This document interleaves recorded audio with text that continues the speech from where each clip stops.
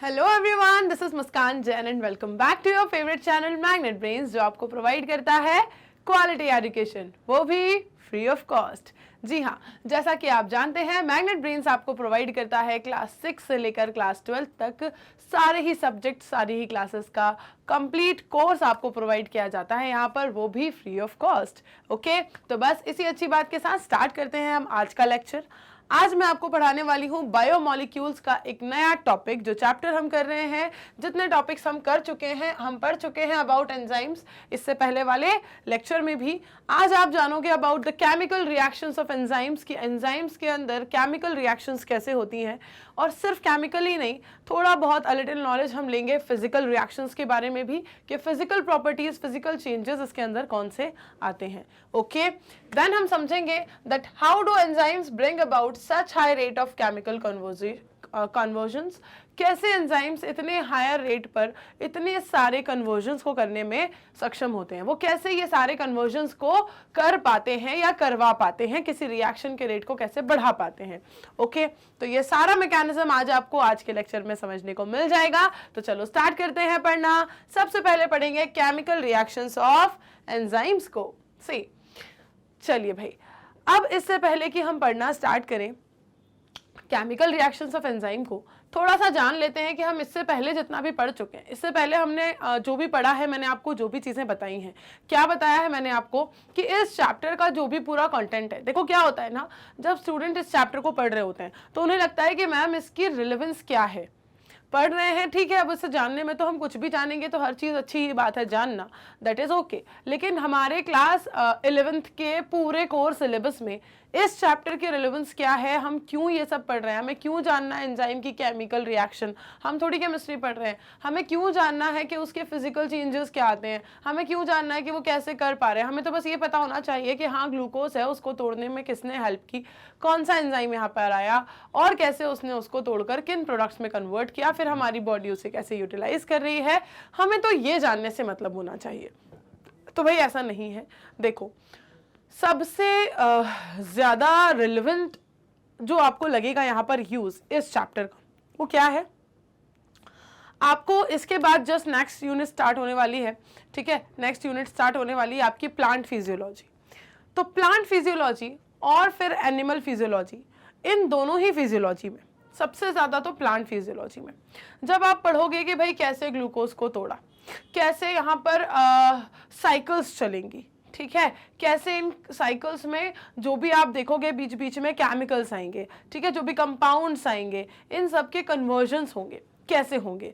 Sunlight के present में जब आप बोलोगे कि फोटोसिंथेटिक रिएक्शंस हो रही हैं, जब आप बोलोगे कि लिविंग ऑर्गेनिज्म में मेटाबॉलिक रिएक्शंस हो रही हैं, उन रिएक्शन से रिलेटेड आप पढ़ोगे साइकिल्स। अब जब आप इन साइकिल्स को पढ़ोगे, जब आप इन सारी रिएक्शंस को पढ़ोगे, जब आप देखोगे कि वहां पर आपको इतने सारे n नंबर ऑफ रिएक्शंस को पढ़ना है, तो वो सारे रिएक्शन पढ़ते वक्त आपके माइंड में आएगा कि हमें कैसे पता चले कि ये एंजाइम ये सारे काम कैसे कर रहे हैं, इस एंजाइम के अंदर कैसे इसका फिजिकल चेंज हुआ, कैसे इसकी केमिकल प्रॉपर्टी चेंज हुई, कैसे इसने केमिकल रिएक्शन को परस्यू किया, हमें कैसे पता। क्योंकि उस वक्त आपको ये सब नहीं पढ़ाया जाएगा। उस वक्त आपको प्लांट फिजियोलॉजी में भी जैसे फोटोसिंथेसिस आप पढ़ोगे, ठीक है, आप रेस्पिरेशन पढ़ोगे, हर एक चैप्टर में रिएक्शंस का बहुत बड़ा रोल होगा, हर चैप्टर में। और वहाँ जब हम पढ़ेंगे रिएक्शंस को, तब आपको लगेगा कि भाई एंजाइम की रिएक्शन हमें कैसे समझ आए, हमें ये सब कैसे समझ आए।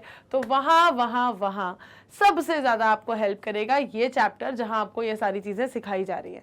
तो आई होप अब आप कनेक्ट कर पाए होंगे कि इस चैप्टर का रिलेवेंस क्या है, और ये जो रिएक्शंस आपको बताई जा रही हैं, ये जो आपको कैटलिस्ट के बारे में बताया जा रहा है, एंजाइम के बारे में बताया जा रहा है, इसकी साइकिल बताई जा रही है, कैटालिटिक साइकिल, ये सब आपको कैसे हेल्प करने वाली है, ये सब आपको फिजियोलॉजी पढ़ने में और हमारी बॉडी के अंदर होने वाली मेटाबॉलिक रिएक्शंस, राइट, उन सबको समझने में हेल्प करने वाला है। समझ आ रही है ये बात? यहां तक क्लियर है सबको? इस चैप्टर का रिलेवेंस क्लियर है? क्या होता है ना, देखो मैं डायरेक्टली चैप्टर स्टार्ट कर दूं पढ़ाना, पढ़ा ही नहीं हूँ। ये वाला लेक्चर भी अगर मैं स्टार्ट कर देती, ये वाला लेक्चर थोड़ा सा ज़्यादा ही केमिस्ट्री फिजिक्स टाइप का फील होता है, क्योंकि आपको इसमें पूरी केमिकल रिएक्शन कैसे हुई, फिजिकल चेंजेस कैसे आए, states of matter, right, rate of chemical reaction, इस तरह के टर्म सुनने को मिलेंगे। फिर आपको लगेगा कि आप कर क्या रहे हो जीवन में, क्या चल रहा है आपके जीवन में। हाँ, ना आप बायोलॉजी पढ़ रहे हो, ना आप केमिस्ट्री पढ़ रहे हो, ना ही आप पूरा फिजिक्स पढ़ रहे हो, कर क्या रहे हो आप जीवन में? आपको लगेगा मैडम ठीक है अब आप पढ़ा रहे हो इतने अच्छे से तो पढ़ तो लेते हैं, ये बताओ हमारे जीवन में इससे फायदा क्या होगा, लगेगा आपको? ठीक है, तो जितने भी स्टूडेंट्स को अगर इन बिटवीन सेशन ये लगने वाला था तो मैंने ये चीज़ पहले ही क्लियर कर दी कि भाई इस तरह के थॉट्स मत रखना, ये आपको हेल्प करेगा आपकी जो द ग्रेट ग्रैंड यूनिट्स हैं, फिजियोलॉजी की units, plant physiology and animal physiology, उन्हें समझने में, उनके अंदर आने वाली रिएक्शंस को समझने में यही चैप्टर आपको हेल्प करने वाला है। ठीक है, तो बस आई थिंक आपको समझ आ गया इस चैप्टर का इंपॉर्टेंस, इसके रिलेवेंस और इसके रिएक्शंस, है ना। हर चीज़ आपको सिर्फ एक कहते हैं ना, किसी चीज़ को सिर्फ सरफेस लेवल पर जानना, किसी चीज़ का सिर्फ इंट्रोडक्शन लेना और किसी चीज़ की डेप्थ में चले जाना। तो डेप्थ नहीं जा रहे हो अभी, आप डेप्थ में नहीं जा रहे हो, आप सिर्फ इंट्रोडक्शन ले रहे हो या फिर कुछ चीजें थोड़ी सी ज्यादा सरफेस लेवल तक जा रहे हो, दैट्स इट। डेप्थ आप कहीं भी किसी भी टॉपिक पे नहीं जाओगे इस चैप्टर के अंदर, हर चीज सिर्फ इंट्रोडक्टरी लेवल पर है, दैट्स इट। ओके, और यही इस बात चैप्टर की सबसे अच्छी बात भी है कि आपको सिर्फ हर चीज का इंट्रोडक्शन लेना है और उसी से नंबर खींच लेना है। भाई देखो, थोड़ा सा ग्रीडी होना तो बनता है, नंबर्स के लिए ग्रीडी होना तो बनता है भाई, नंबर मैम मार्क्स तो चाहिए। ओवरऑल देखो पढ़ क्यों रहे हैं हम, सब्जेक्टिव हमें देना है, पहले सबसे पहला टारगेट क्या है, बोर्ड है, तो सबसे पहला मोटिव तो अपना वो क्लियर कर लें, भाई मार्क्स तो चाहिए। तो सबसे पहले थोड़े से ग्रीडी बन जाते हैं कि इस चैप्टर में सिर्फ इंट्रोडक्टरी लेवल पर चीज़ों को पढ़ के आपको मार्क्स मिलते हैं और ये आपको साथ ही साथ फिर हेल्प करता है अगले दो पूरे इतने बड़े ग्रेट ग्रैंड चैप्टर्स को, यूनिट्स को समझने में भी। तो भाई इससे अच्छी बात क्या हो सकती है, इससे अच्छी डील क्या हो सकती है? हाँ, कुछ हो सकती है क्या? बताओ जल्दी जल्दी जल्दी बताओ। क्या आपको अभी तक मैंने इतना सारा जो ज्ञान बताया कुछ भी समझ आया?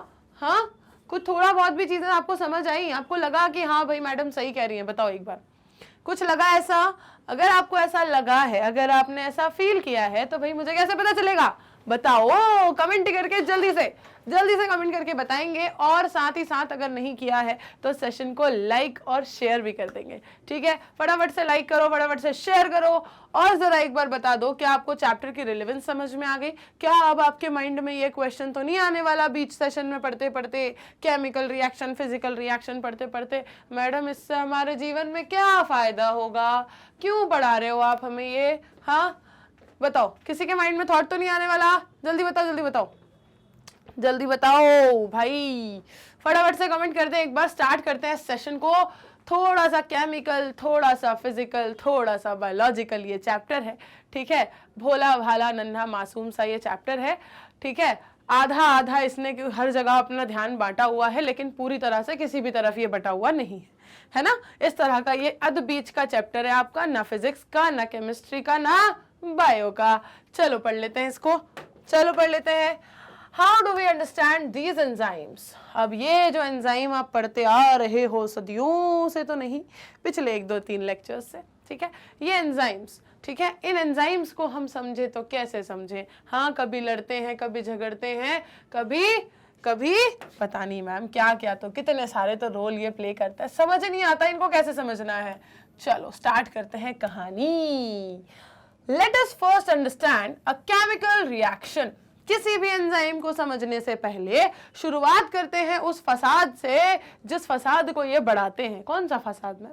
अरे भाई रिएक्शन को, केमिकल रिएक्शन के रेट को इंक्रीज करते हैं ना, ये ऐसा ही कुछ काम करते हैं ना। हाँ ऐसा ही तो कुछ था मैम, इनका कुछ ऐसा ही काम था इनका। तो बस सबसे पहले तो केमिकल रिएक्शन को समझ लेते हैं कि रिएक्शन क्या है।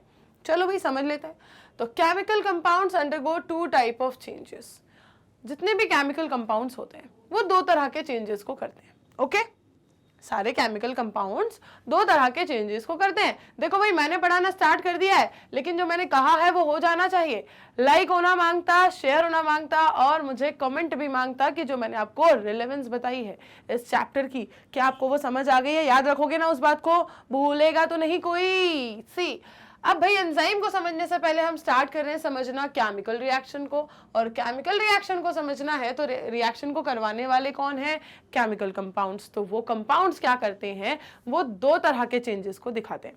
ठीक है, 2 तरह के चेंजेस को दिखाते हैं। एक हो गया उनका फिजिकल चेंज, और वैसी बात है यार, कोई रिएक्शन होती है तो उसमें क्या होता है? एक क्या होता है? रिएक्टेंट होता है, और क्या होता है? कुछ प्रोडक्ट्स होते हैं, है ना। तो कोई चीज अगर अपने अलग प्रोडक्ट्स में कन्वर्ट हो रही है तो वो रिएक्टेंट के जैसी तो नहीं होगी, प्रोडक्ट उससे कुछ अलग होंगे।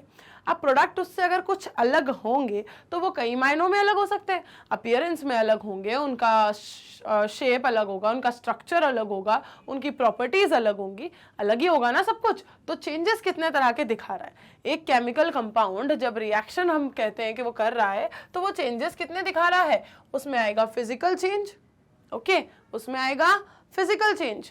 तो अब physical change simply refers to a change in shape without breaking of bonds. एक फिजिकल चेंज का मतलब होता है ये क्या करता है, it simply refers to a change जो कि उसके सिर्फ शेप में आया है, ना उसके अभी बॉन्ड्स टूटे हैं और ना ही कोई दूसरा केमिकल अभी आप बात कर रहे हो। आप बात कर रहे हो अभी सिर्फ और सिर्फ उसके फिजिकल अपीयरेंस की, मतलब उसके अंदर आए चेंज इन शेप की। तो ये क्या है, ये फिजिकल है ना, ये फिजिकल प्रोसेस है, ये बाहर से समझ आने वाली प्रोसेस है कि हाँ भाई शेप बदला, इंटरनली अभी उसके बॉन्ड्स टूटे नहीं टूटे, दूसरे बॉन्ड्स बने, कोई चेंज आया नहीं आया मतलब नहीं, अभी तो सिर्फ हम उसके बाहर से राइट उसके हम फिजिकल प्रॉपर्टी की बात कर रहे हैं, किसकी बात कर रहे हैं, उसके चेंज इन शेप की बात कर रहे हैं। तो ये कैसा चेंज हुआ, ये फिजिकल प्रोसेस हुई, ये क्या हुई, फिजिकल प्रोसेस हुई। Another physical process is a change in state of matter. दूसरी फिजिकल प्रोसेस क्या है, उसकी स्टेट्स ऑफ मैटर में चेंज आना। किसी भी चीज की, किसी भी कंपाउंड की, किसी भी रिएक्शन में अगर मैंने कहा आपसे कि एक सॉलिड था, ठीक है, फॉर एग्जांपल मैं केमिकल रिएक्शन की बात कर रही हूँ कि कपूर जो था वो क्या हुआ, वो कन्वर्ट हो गया किसमें, किसमें कन्वर्ट होता है कपूर को, जब आप जलाते हो बर्न करते हो, गैसियस कंपाउंड में, है ना। तो उसकी स्टेट चेंज हुई, क्या बनी, स्टेट चेंज होके क्या बन गई, पहले कैसा था वो सॉलिड था, फिर क्या बन गया, गैस बन गया। तो सॉलिड से गैस में जब हम कह रहे हैं कि रिएक्शन तो हुई है, ठीक है, लेकिन फिजिकल कन्वर्जन अगर हम उसका बताएं तो उसकी स्टेट में चेंज क्या आया कि उसकी पहले स्टेट थी सॉलिड और अब हो गई गैस, है ना। तो अगर हम सिर्फ और सिर्फ उसके फिजिकल चेंज की बात करेंगे तो हम क्या कहेंगे कि उसकी स्टेट जो है वो चेंज हो गई, वो पहले सॉलिड स्टेट में था और अब वो गैसियस स्टेट में आ गया। कह सकते हो या नहीं, यही कहोगे ना, कह सकते हो क्या मैम, उसमें यही कहना पड़ेगा, पहले सॉलिड स्टेट में था फिर गैसियस स्टेट में आ गया, राइट। मैडम आज आप इतना आराम इत्मीनान से क्यों पढ़ा रहे हो, I think most of the students को ऐसा लग रहा होगा, अगर लग रहा है तो एक बार जरा पूछ ही लो, अब मन में क्या रखना, हाँ जब बात मन में आ गई है तो पूछ लो, मन में क्या रखना है, जल्दी पूछो। हाँ ये क्या तरीका हुआ मैडम, खुद ही बोल रहे हो पूछो, फिर खुद ही बताओगे, मत पूछो मत पूछो, चलो भाई पढ़ाती हूँ मैं, ठीक है। देखो another physical process is a change in state of matter. एक और फिजिकल प्रोसेस की अगर हम बात करेंगे, या तो चेंज इन शेप या फिर change in state of matter, कि वो सॉलिड से गैसियस में कन्वर्ट हो गया। Then when ice melts into water, कुछ एग्जांपल्स इन्होंने भी दिए हैं भाई, अब ऑब्वियस सी बात है मैडम अपने एग्जांपल दे रही हैं, बुक अपने एग्जांपल दे रही है कि जब आइस मेल्ट हो जाती है पानी बनाने के लिए, तो यहाँ पर जो कन्वर्जन हुआ उसकी स्टेट में हुआ ना, सॉलिड से लिक्विड में आई। तो when water becomes a vapour, और जब पानी उड़ जाता है भाप बनकर, तो वो चला जाता है लिक्विड से गैसियस में, ओके। तो these are also physical processes. ये सब क्या है, ये सब फिजिकल प्रोसेसेस है। ये सब में क्या हो रहा है, स्टेट चेंज हो रही है, उसकी स्टेट ऑफ मैटर चेंज हो रही है। क्लियर है इतनी बात, क्लियर है इतनी बात, आगे देखें, चलो सी। तो however when bonds are broken and new bonds are formed, जब भी अब अगर हम बात करेंगे कि बॉन्ड्स टूट रहे हैं, देखो फिजिकल प्रोसेस की बात हमने कर ली दो एग्जांपल लेके, दो फिजिकल प्रॉपर्टी के बेस पर, कि चेंज इन शेप और change in state of matter. Physical property की बात हमने कर ली दो एग्जांपल लेकर, कि चेंज इन शेप और change in state of matter, ये होता है। अब अगर हम बात करें कि भाई अगर आप जब कह रहे हो कि बॉन्ड्स टूटे हैं, है ना, और नए बॉन्ड्स बने हैं ट्रांसफॉर्मेशन के वक्त, तो this will be called as chemical reaction. ये क्या कहलाएगी, केमिकल रिएक्शन कहलाएगी, जिसका एग्जाम्पल क्या दिया हुआ है आपके सामने, BaOH ट्वाइस H2SO4, क्या बनाया इन दोनों ने, इनने मिलके बनाया BaSO4 प्लस ट्वाइस H2O, ठीक है, इन दोनों ने मिलके क्या बनाया, BaSO4 प्लस ट्वाइस H2O। अब यहाँ पर ऑब्वियस सी बात है कि भाई बॉन्ड्स टूटे भी हैं और बॉन्ड्स बने भी हैं, ठीक है। बॉन्ड्स टूटे तभी तो इसने अपने दिल से जुदा किया किसको, OH ट्वाइस को। अब यहाँ से अगर इसने इसे जुदा नहीं किया होता तो ये यहाँ जाके बॉन्ड्स कैसे बनाता, और यहाँ पर से ये बॉन्ड इसके टूटे होंगे तभी तो इसका जो ये SO4 है ये जाके इसके साथ बॉन्डिंग बना के दिखा रहा है ना आपको। तो ये सिंपल सी बात हो गई कि मैम बॉन्ड्स टूटते भी हैं और नए बॉन्ड्स बनते भी हैं, तब ही हम कहते हैं कि केमिकल रिएक्शन हुई है। ये जो चेंज है आप इस चेंज को केमिकल चेंज कहोगे, ठीक है। इससे पहले वाला जो स्टेट ऑफ मैटर और चेंज इन शेप था ये सब क्या थे, फिजिकल चेंज थे। ये वाला चेंज कैसा है मैम, ये केमिकल चेंज है, क्योंकि जो बॉन्ड्स हैं केमिकल्स के बीच में वो क्या हो रहे हैं, टूट रहे हैं, बन रहे हैं। तो ये सारे चेंजेस किसके हैं, ये सारे चेंजेस केमिकल चेंजेस हैं। क्या है ये सारे चेंजेस, केमिकल चेंजेस हैं, सिंपल। तो it is an inorganic chemical reaction. अच्छा ये रिएक्शन है कैसी, ये इनऑर्गेनिक केमिकल रिएक्शन है। कैसी रिएक्शन है ये, inorganic chemical reaction. Similarly hydrolysis of starch into glucose is an organic chemical reaction, ठीक है। यहाँ तो कहीं ना कहीं से कहीं तक दूर दूर तक कहीं से इसका इस रिएक्शन का कार्बन से कोई नाता वाता दिख नहीं रहा मुझे। हाँ बताओ, ना तो यहाँ कोई कार्बन है, ना कार्बन का चाचा है, ना कार्बन का भतीजा है, कोई मुझे दूर दूर तक यहाँ पर कार्बन से इसका नाता रिएक्शन का दिख नहीं रहा। तो मैंने कह दिया भाई ये तो इनऑर्गेनिक है। अब अगर मैं कहूँ कि अगर हम देख रहे हैं hydrolysis of starch into glucose, ठीक है, स्टार्च किस में हाइड्रोलाइज हो गया, ग्लूकोज में। तो मैम ये वाले कंपाउंड्स में तो कार्बन बिल्कुल भर भर के कार्बन है, कार्बन का पूरा खानदान है इन वाले कंपाउंड्स में, तो है ना, इनमें तो हमारे पास कार्बन का पूरा खानदान है, कार्बन, उसके पापा, उसकी मम्मी, उसके चाचा, उसके भतीजे सब है। तो यहाँ पर आप इसे कहोगे ऑर्गेनिक केमिकल रिएक्शन, है ना, सिंपल सी बात है। आगे देखें, रेट ऑफ अ फिजिकल और chemical process refers to the amount of product। अब यहाँ थोड़ा सा आपको जो मैंने सवाल शुरुआत में रेज किया था ना कि आपको हो सकता है ये रेट ऑफ केमिकल रिएक्शन और ये सब पढ़ते पढ़ते एकदम से ये लगे कि इससे हमारे जीवन में क्या फ़ायदा होगा, ठीक है, क्यों पढ़ना पड़ रहा है हमें ये बायोलॉजी के अंदर। अच्छा खासा सेल पढ़ रहे थे, सेल पढ़ते पढ़ते रेट ऑफ केमिकल रिएक्शन पे हम क्यों आ गए, ऐसा क्या बिगाड़ा था हमने। हो सकता है आप लोगों को ऐसा लगे, हो सकता है, ठीक है, मे बी। तो देखो रीज़न मैंने आपको पहले ही बता दिया है, और ऐसा अगर लगे तो अपने दिल को क्या जवाब देना ये भी मैंने आपको पहले ही बता दिया है, ठीक है। मैं मतलब ये बिल्कुल इस तरह से नहीं बोलूँगी कि अरे ऐसा सोचने वाले बच्चे तो गलत करते हैं और वो तो सिंसियर नहीं है। देखो भाई, मन में डाउट आ सकता है, ठीक है, मन में सवाल आ सकते हैं, लेकिन जवाब तो मिल गया है ना। तो बस उस जवाब को याद रखना कि आगे काम आने वाला है, और इस चैप्टर में तो नंबर देने ही वाला है। तो दो जगह अगर फायदा दे रहा है तो अच्छी बात है, राइट। आगे वाली पूरी यूनिट्स में रिलेटेड है, कनेक्टेड है, प्लांट फिजियोलॉजी में ये सारे रिएक्शंस और सब काम आएंगे, ठीक है।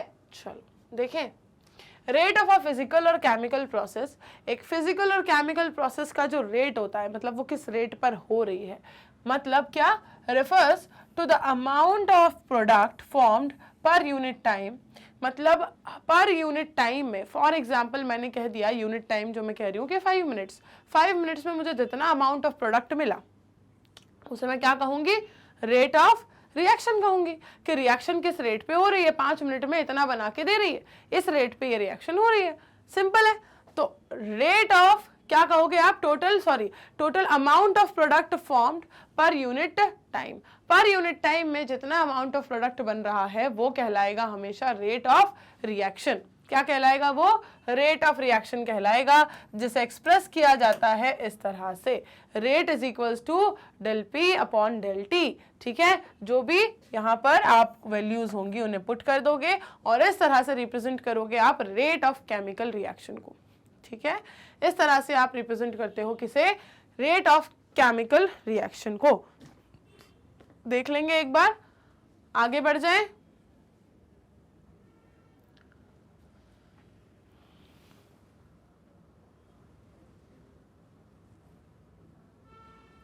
चलो स्टार्ट करें आगे। See, rate can also be called velocity. अब ये जो रेट है इसे आप वेलोसिटी भी कह सकते हो, ठीक है। Rate can also be called as velocity. किस तरह से?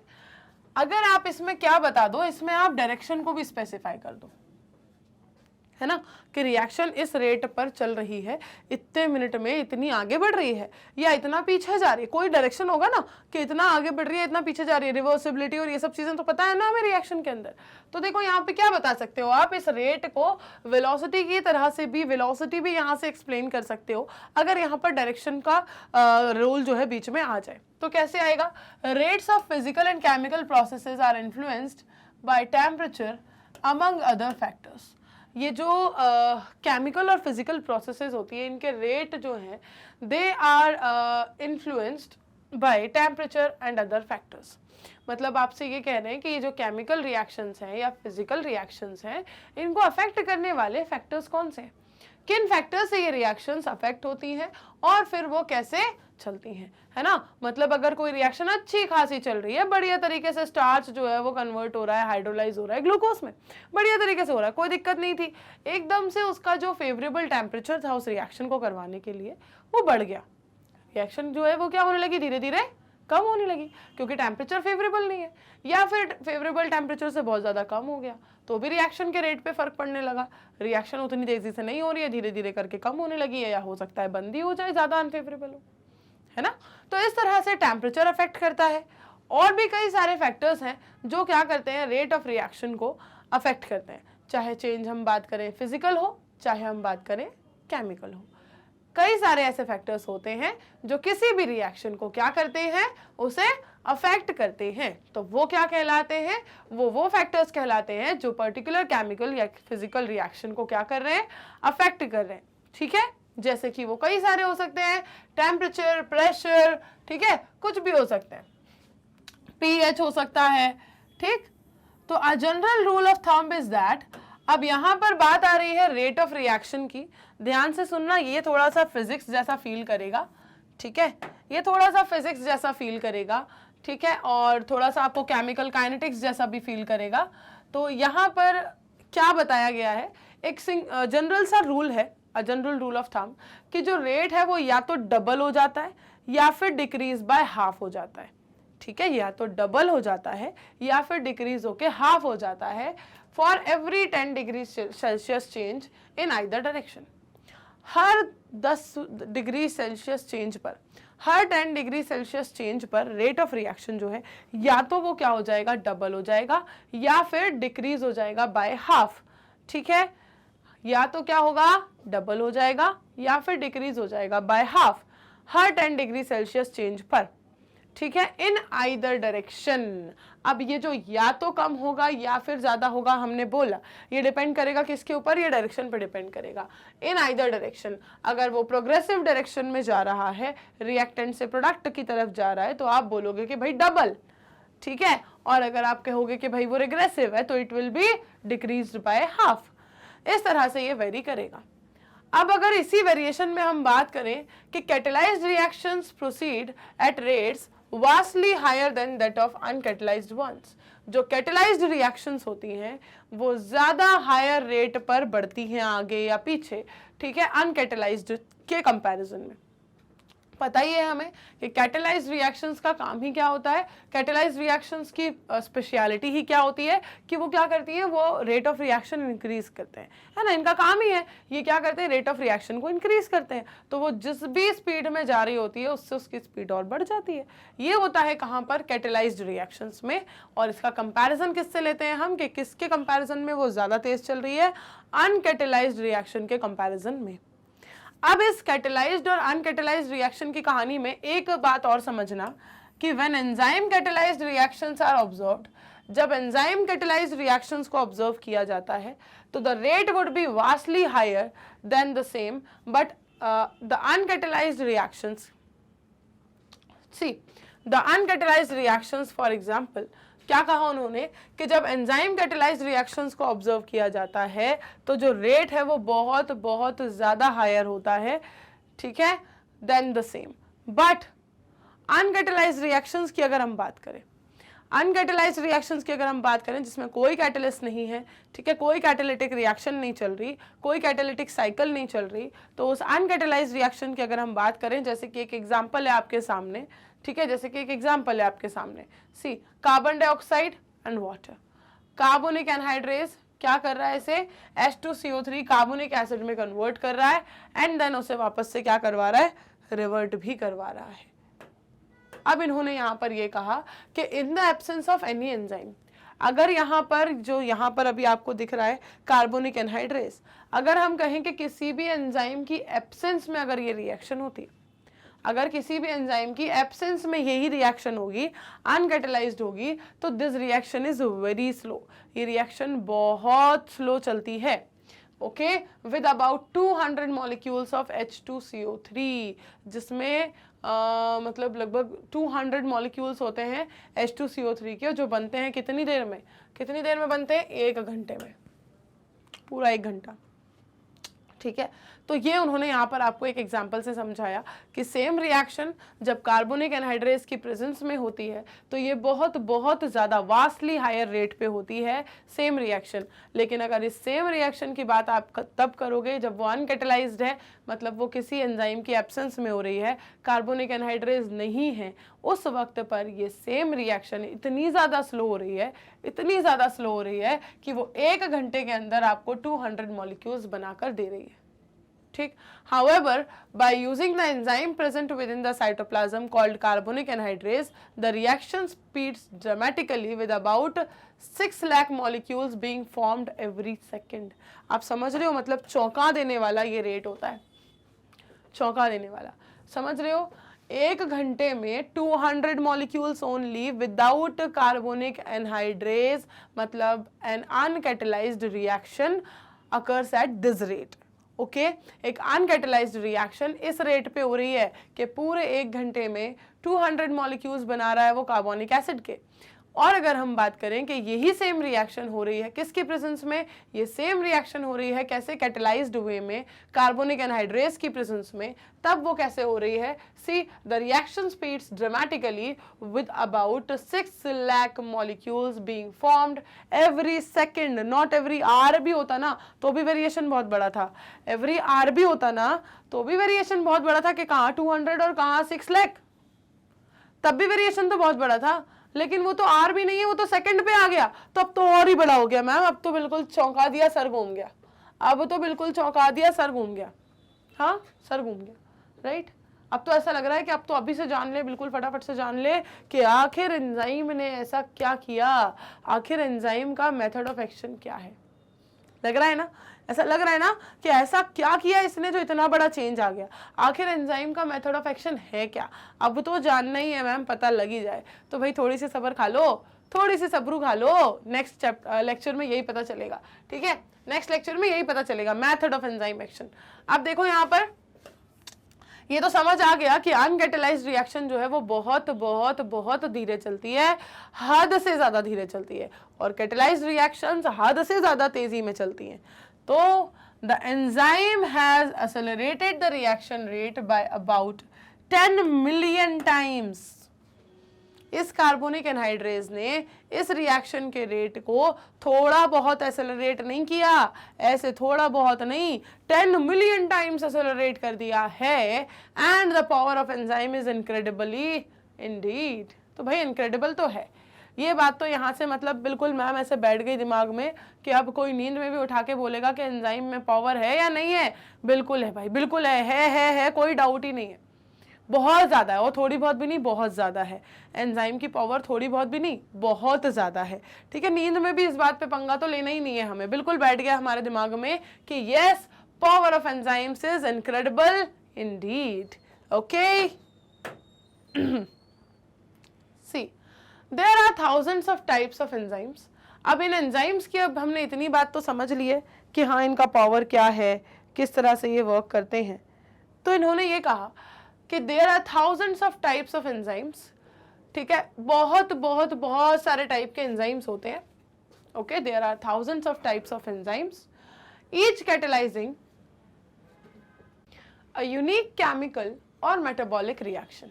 ओके तो भाई कई सारे thousands of types of enzymes हैं जो कि क्या करते हैं, एक यूनिक रिएक्शन को, ठीक है, एक यूनिक केमिकल या मेटाबॉलिक रिएक्शन को करवाते हैं, कैटेलाइज करते हैं, उसकी स्पीड बढ़ाते हैं, उसका रेट इंक्रीज करते हैं। तो a multi step chemical reaction when each of the step is catalyzed by the same enzyme।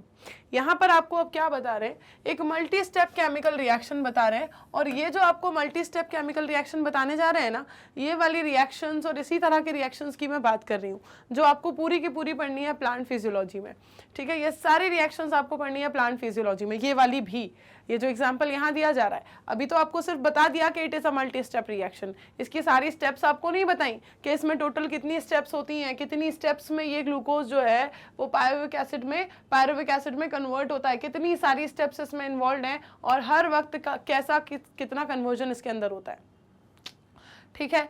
तो ये मल्टी स्टेप रिएक्शंस आपको सारी की सारी पढ़नी है, कहाँ पर, आपकी प्लांट फिजियोलॉजी में। और उसे पढ़ने से पहले आपको यहाँ मिल गया है उस सेम रिएक्शन का एग्जाम्पल जो कह रहा है कि भाई एक multi step chemical reaction when each of the step, ठीक है, जहां पर सारी ही स्टेप्स जो हैं वो कैटेलाइज हो रही है सेम एंजाइम कॉम्प्लेक्स से और डिफरेंट एंजाइम से, ठीक है, या तो सेम एंजाइम से एक या दो रिएक्शन स्टेप हो गई, या फिर डिफरेंट एंजाइम से स्टेप्स हो गई। इस तरह से मल्टी स्टेप केमिकल रिएक्शन चलती है जिसमें होना यही है कि ग्लूकोज जो है वो पायरुविक एसिड में कन्वर्ट हो रहा है, लेकिन वो डायरेक्टली नहीं होता, बहुत सारी स्टेप्स के थ्रू ये होता है कि पहले किसी और कंपाउंड में कन्वर्ट हुआ, फिर वो कंपाउंड किसी और में कन्वर्ट हुआ, फिर वो किसी और में कन्वर्ट हुआ, इस तरह से बहुत सारी स्टेप में ये रिएक्शन एक कन्वर्जन जो है होता है। ओके तो when each of the step is catalyzed by the same enzyme, जब हर एक स्टेप जो है वो सेम या डिफरेंट एंजाइम से कैटेलाइज हो रही है तो it is called as metabolic pathway.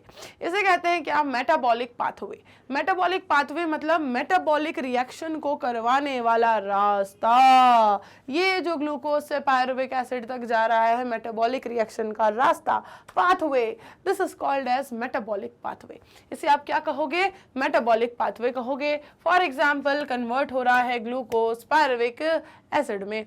Okay यहाँ पर इसको आपका फॉर्मूला भी रिप्रेजेंट किया हुआ है भाई, C6H12O6 सबको पता है, it is the formula of glucose. और ये रहा हमारा, ये हमारा क्या है, ये हमारी सबसे महत्वपूर्ण चीज है मैम, ऑक्सीजन। और ये कन्वर्ट हो रहा है किसमें, ये कन्वर्ट हो रहा है पायरुविक एसिड में, जो कि जस्ट होता है क्या, हाफ, ठीक है। ये 6 कार्बन कंपाउंड है और ये 3 कार्बन कंपाउंड है। ये क्या है, ये 6 कार्बन है और ये 3 कार्बन कंपाउंड है। ओके तो ये कन्वर्ट हो गया किसमें, पायरुविक एसिड में और water molecule.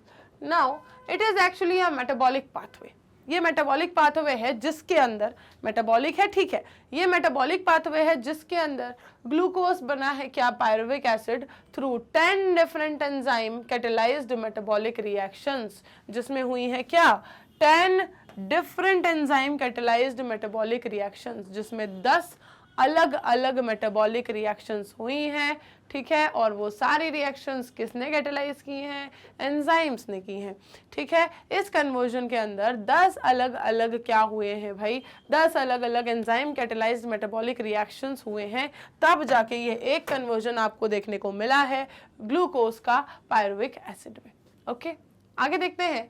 At this stage, you should know that this very metabolic pathway with 1 or 2 additional reactions। अब इस स्टेज पे आपके लिए जानना क्या जरूरी है कि ये जो मेटाबॉलिक पाथवे है ना, जिसमें 1 या 2 रिएक्शंस अगर हो रही हैं, ठीक है, या फिर अगर हम बात करें कि बहुत ज्यादा रिएक्शन हो रही हैं, 8 से 10 रिएक्शन, 12 रिएक्शन, 13 रिएक्शन, इतनी मल्टी स्टेप रिएक्शंस भी आपको देखने को मिलने वाली है फिजियोलॉजी में। ओके बहुत सारी साइकिल्स आप वहां पर पढ़ने वाले हो, तो इतनी रिएक्शंस, इतनी सारी स्टेप्स भी आपको पढ़ने को मिलने वाली है। तो at this stage you should know that this very metabolic pathway with 1 or 2 additional reactions give rise to a variety of metabolic end products। इसकी वजह से आपको क्या मिल रहा है, ये जो इतनी सारी स्टेप्स में हो रही हैं, कितने सारे एंड प्रोडक्ट्स आपको मिलते हैं, ठीक है। Variety of metabolic and products आपको यहाँ पर मिलते हैं इन मेटाबॉलिक रिएक्शंस की वजह से, इन मल्टी स्टेप रिएक्शंस की वजह से, इन अ स्केलेटल मसल। अब आपको मिलेंगे कई सारे एग्जाम्पल, कोई भी कॉन्सेप्ट अगर आपको बताया जाता है तो क्या बताते हैं, फिर आपको उसके एग्जाम्पल्स बताते हैं। तो एग्जाम्पल क्या बताया कि भाई इन are skeletal muscle under anaerobic conditions, anaerobic conditions में लैक्टिक एसिड इज फॉर्म्ड। हमारी स्केलेटल मसल में जब एनारोबिक कंडीशंस होती हैं तो लैक्टिक एसिड बनता है ना। तो under normal aerobic conditions pyruvic acid is formed, और जब नॉर्मल एरोबिक कंडीशंस हैं तो पायरुविक एसिड बनता है। किसकी बात कर रहे हैं हम? स्केलेटल मसल की। ये तो सबको पता है ना, ये वाला एग्जांपल तो बहुत कॉमन है, सभी को पता है। मतलब जो बायो का स्टूडेंट नहीं है उसको भी पता होता है कि लैक्टिक एसिड डिपॉजिट हो जाता है हमारी स्केलेटल मसल्स में। किस कंडीशन में पता है मैम सबको? इसलिए पता है कि भाई सभी जिम जाते हैं, सभी एक्सरसाइज करते हैं, सभी रनिंग करते हैं या स्पोर्ट्स एक्टिविटी में इन्वॉल्व होते हैं। सबको पता है कि जिस दिन अगर आपने क्या कर लिया, बहुत आपने फॉर एग्जांपल आपका 4 दिन से गैप चल रहा था जिम का, ठीक है, या एक्सरसाइज का, या आपके जो भी सेशंस हैं, अगर आपका 4 दिन से कोई गैप चल रहा था, आप कुछ भी इस तरह से फिजिकल एक्सरसाइज परफॉर्म नहीं कर रहे थे, कोई भी फिजिकल एक्टिविटी नहीं कर रहे थे, एकदम से आपका मन किया कि भाई रस्सी कूदते हैं, चलो बहुत हो गया, बहुत दिन से स्किपिंग नहीं की, आज कर लेते हैं, ठीक है। और 4 दिन पहले जब आप उस चीज को कंसिस्टेंटली कर रहे थे, तब आप क्या करते थे, आप विद इन आवर आप कर लेते थे almost around 1000 times, right, skipping को।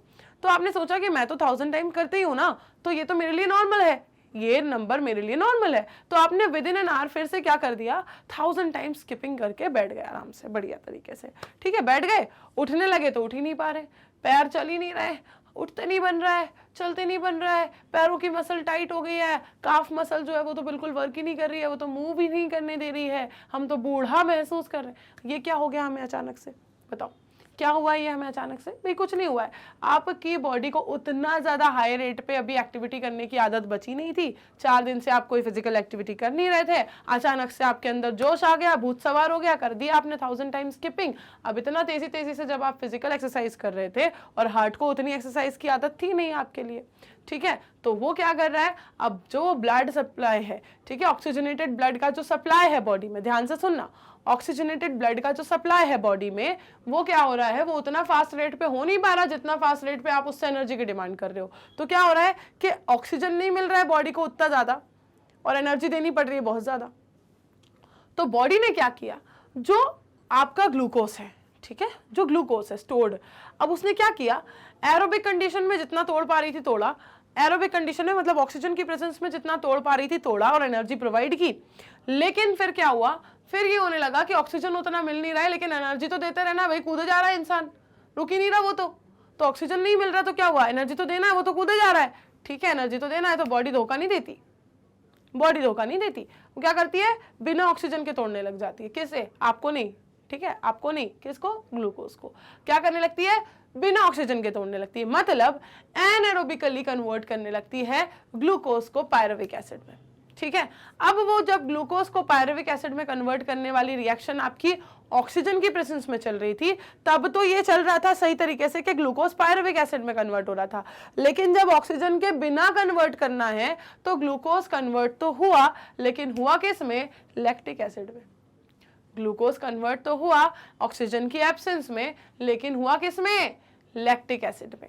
तो इसीलिए जब आप बहुत ज़्यादा अचानक से एक्सरसाइज करने लग जाते हो, अचानक से कोई फिजिकल एक्टिविटी कर लेते हो, वैसे तो दिन भर घर में पड़े पड़े ऐसे मोबाइल लेके वीडियोस देखते रहते हो, कभी पढ़ाई के भी कभी फालतू भी, ठीक है, और एकदम से आपका मन किया चलो चलते हैं ट्रैक करके आते हैं, चढ़ गए आप पहाड़ पे, ठीक है, उतर के आते ही नहीं बन रहा, उतर के आते ही नहीं बन रहा। हाँ मैम, पैर तो ऐसे कड़क हो गए थे हमारे, बूढ़ा महसूस करने लगे थे हम कि हम चल ही नहीं पा रहे थे, उतर के आते ही नहीं बन रहा हमसे, चढ़ते रह गए, बिल्कुल पहाड़ पे चढ़ के बैठ गए, उतर ही नहीं पा रहे हैं, ठीक। तो ये कंडीशंस डेवलप होती हैं क्योंकि जब आपने क्या किया, अचानक से बहुत ज़्यादा एक्सरसाइज की, बहुत ज़्यादा डिमांड बढ़ा दी ऑक्सीजन की, लेकिन बॉडी को उतना तेज़ ऑक्सीजन प्रोवाइड करने की आदत तो आपने डलवाई नहीं थी, उतनी एक्सरसाइज की आदत तो डलवाई नहीं थी। तो बॉडी क्या कर रही है भाई, ऑक्सीजन डिमांड को फुलफिल नहीं कर पा रही है, और जो आपकी एनर्जी डिमांड है वो तो तब भी बढ़ती जा रही है। तो इसलिए एरोबिक कंडीशन में जो कन्वर्जन नहीं हो पा रहा, बॉडी उसको एनाएरोबिक कंडीशन में करने लगती है। एनाएरोबिक कंडीशन में जब करने लग जाती है तो पायरुविक एसिड बनने की बजाय बन जाता है लैक्टिक एसिड, और ये डिपॉजिट हो जाता है, और जब ये डिपॉजिट हो जाता है तो आपको फील होती है मसल स्टिफनेस। ओके, तो भाई स्केलेटल मसल, ठीक है, हमारी स्केलेटल मसल में एनाएरोबिक कंडीशन में लैक्टिक एसिड बन जाता है, और अगर नॉर्मल कंडीशंस हैं, ठीक है, नॉर्मली जो आप जैसे रोज पड़े रहते हो बिस्तर पे, अगर बाकी दिन भी नॉर्मली पड़े हुए हो तब तो नहीं हो रही मसल टाइट, क्योंकि वो आपकी बॉडी की नॉर्मल कंडीशन है, ठीक है, वो आपने डलवाई है आदत उसको। तो उस नॉर्मल कंडीशन में, एरोबिक कंडीशंस में पायरुविक एसिड बनेगा। आई थिंक ये चीज तो दिमाग में अच्छे से बैठी गई होगी सबके, है ना। मैडम ये तो पहले से भी पता ही था। हाँ, इतना नॉलेज तो रखते हैं हम लोग। चलो ठीक है भाई, ठीक है, जब इतना रखते हो तो आगे बढ़ लेते हैं और बढ़ा लेते हैं नॉलेज को।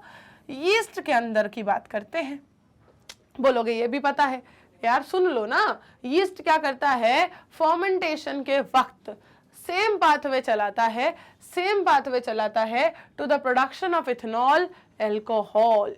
ठीक है, इथेनॉल को प्रोड्यूस करने के लिए। Hence in different conditions different products are possible। इसका मतलब ये हुआ कि सेम रिएक्शन जब डिफरेंट रिएक्शंस में होती है, डिफरेंट कंडीशंस में होती है, तो उससे आपको डिफरेंट मेटाबॉलिक प्रोडक्ट्स मिल सकते हैं। समझ आइए कंक्लूजन? बताओ, एग्जाम्पल्स में तो डूब गए थे बहुत बढ़िया तरीके से। ठीक है, कंक्लूजन समझ आया कि जब सेम रिएक्शन अगर अलग अलग कंडीशंस में होगी तो वो डिफरेंट कंडीशंस में डिफरेंट मेटाबॉलिक प्रोडक्ट्स को बनाकर दे सकती है। कोई दिक्कत है इस बात के अंदर? बताओ जल्दी से, कोई दिक्कत है इस बात के अंदर? सेम मेटाबॉलिक रिएक्शन अगर डिफरेंट कंडीशंस में होती है तो वो डिफरेंट मेटाबॉलिक प्रोडक्ट को बनाकर आपके सामने पेश कर देती है। कोई दिक्कत है किसी को इस बात से? फटाफट से बताओ, कमेंट आने चाहिए सबके कमेंट्स आने चाहिए, फटाफट से बताओ। अच्छा ये बताओ, कौन 1 घंटे में कितनी बार स्किपिंग कर लेता है? मैं अपना नंबर बताऊं, अपना टारगेट बताऊं, 1000 टाइम्स, इसीलिए मैंने एग्जांपल लिया था 1000 टाइम्स का।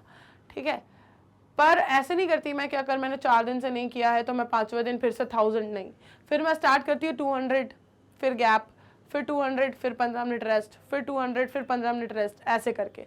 और फिर धीरे धीरे बॉडी को आदत डलवाती हूँ कि भाई फिर से वापस आना है टारगेट 1000 पे। ऐसे करके फिर वो नॉन स्टॉप पे जाता है। तो आपका टारगेट क्या है एक बार जरा बताओ? मैडम कभी करते ही नहीं है हम, जो आपने इसके बाद बोला था ना, हम तो वो करते हैं, बेड पे लेटे लेटे बस मोबाइल चल रहा है, कभी वीडियो के लिए चल रहा है, कभी दूसरी चीज़ों के लिए भी चल रहा है। ठीक है, हम तो ये करते हैं, हम थोड़ी कुछ फिजिकल एक्टिविटी करते हैं, हम थोड़ी कोई स्पोर्ट्स में इन्वॉल्व होते हैं। ये सब की हमें क्या ज़रूरत है? ठीक है, हमें क्या ज़रूरत है ये सब की? बताओ जल्दी बताओ, किस किस का टारगेट क्या है? कोई किसी स्पोर्ट्स एक्टिविटी में इन्वॉल्व है भी या नहीं है? ये कभी मौका दिया है अपनी बॉडी को ऐसा कि बॉडी से ज़्यादा आप एनर्जी की डिमांड करने लग जाओ, उसको इतना ऑक्सीजन लाने में दिक्कत पड़ जाए जितनी आप एनर्जी की डिमांड करने लग जाओ, और आपकी बॉडी जो है वो क्या ना कर पाए, पायरुविक एसिड वाला कन्वर्जन करने की बजाय फिर वो लैक्टिक एसिड वाला करने लग जाए? कभी हुआ है आपके साथ ऐसा? बताओ जल्दी बताओ, बताएं जल्दी से, तब तक मैं आगे बढ़ती हूँ, आगे का सेटअप रेडी करते हैं। चलो जल्दी से बताओ, नया टॉपिक स्टार्ट करेंगे, फटाफट से बताएंगे भाई सभी अपनी अपनी बातें। सी, नया टॉपिक स्टार्ट हो रहा है, how do enzymes bring about such high rates of chemical convergence. कैसे एंजाइम इतने high rate of chemical convergence को करवा पाते हैं? यही तो जानना था मैम, यही तो जानना था। जीवन का सबसे बड़ा सवाल ही यही था हमारा तो, कि ये एंजाइम इतने हाई रेट पे कर कैसे पा रहे हैं। कहाँ वो 1 घंटे में 200 मॉलिक्यूल बना रहा था, हद कर दी इन्होंने। 1 सेकंड में 6 लाख पे पहुंचा दिया। 1 सेकंड में, 1 घंटे में भी बोलते तो भी हमारे लिए तो बड़ी बात थी। 1 सेकंड में पहुंचा दिया 6 लाख मॉलिक्यूल पे। इतनी ज्यादा तेजी से रेट ऑफ रिएक्शन को ये कैसे बढ़ा पा रहे हैं? ऐसा क्या कर रहे हैं? हाँ, आबरा कडाबरा गिली गिली छू कर रहे हैं, या फिर कोई टोना टोटका कर रहे हैं? कर क्या रहे हैं समझ ही नहीं आ रहा है। चलो जानते हैं, एक बार पहले आप तो बता दो, पहले मैं तो जान जाऊं आप लोग कुछ एक्टिविटी करते भी हो या नहीं। हाँ चलो, बता दिया है सभी ने? कुछ मिलेगा मुझे कमेंट बॉक्स में या नहीं? चलो, टू अंडरस्टैंड दिस, एक सेकेंड, लाइक और शेयर करने के लिए कहा था, वो किया या नहीं, या वो भी भूल गए? एंजाइम्स की दुनिया में इतना खो गए कि भूल गए लाइक और शेयर करना, है ना? चलो, तो to understand this we should study, कैसे ये इतनी ज्यादा रेट को बढ़ा पा रहे हैं, इसे समझने के लिए हमें करनी पड़ेगी स्टडी। वही तो नहीं करते। To understand this we should study enzymes a little more, हमें इन्हें और ज्यादा पढ़ना पड़ेगा। We have already understood the idea of an active site. Active site का आइडिया तो हम पढ़ ही चुके हैं ना, पहले एक्टिव साइट का आइडिया तो पढ़ ही चुके हैं हम। तो द केमिकल और metabolic conversion refers to a reaction. ये केमिकल कन्वर्जन या मेटाबॉलिक कन्वर्जन, ये सारे कन्वर्जन का मतलब क्या है? Reaction. The chemical which is converted into a product is called as substrate. वो केमिकल जो कि कन्वर्ट करने वाला है किसमें? प्रोडक्ट में, वो क्या कहलाता है? सबस्ट्रेट। वो केमिकल जो कन्वर्ट होने वाला है प्रोडक्ट में, वो कहलाता है सबस्ट्रेट। क्या कहलाता है? सबस्ट्रेट। अब hence enzymes that is proteins with 3 dimensional structure, enzyme मतलब एंजाइम क्या है? Protein with 3 dimensional structure. ये क्या करते हैं? Including N active site convert a substrate into product. ये एक सबस्ट्रेट को प्रोडक्ट में कन्वर्ट कर देते हैं, एक सबस्ट्रेट को प्रोडक्ट में कन्वर्ट कर देते हैं, है ना? यही करते हैं। देखो सबस्ट्रेट क्या है?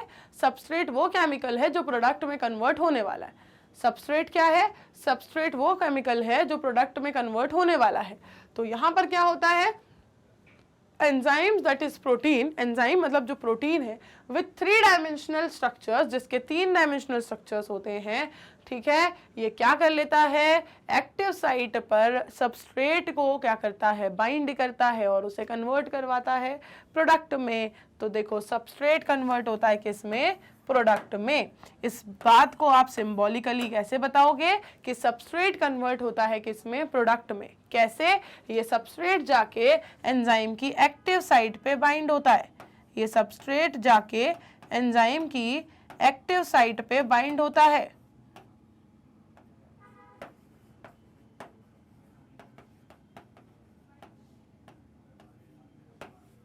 ओके, एंजाइम की एक्टिव साइट पे ये सबस्ट्रेट जाके बाइंड हो जाता है और फिर एंजाइम उसकी हेल्प करता है उसे प्रोडक्ट में कन्वर्ट करने में। क्लियर है इतनी बात? बताओ बताओ, क्लियर है क्या इतनी बात? आगे बढ़े। बस ये S to P वाला याद रखना कन्वर्जन, है ना? सबस्ट्रेट कन्वर्ट हुआ प्रोडक्ट में, कैसे? एंजाइम से बाइंड होके, सिंपल। तो it is now understood that the substrate has to bind the enzyme. अब ये बात तो यहाँ पर हमें समझ आ गई कि सबस्ट्रेट को क्या करना पड़ेगा? एंजाइम के साथ बाइंड होना पड़ेगा। कहाँ पर जाके? उसकी एक्टिव साइट पे जाके।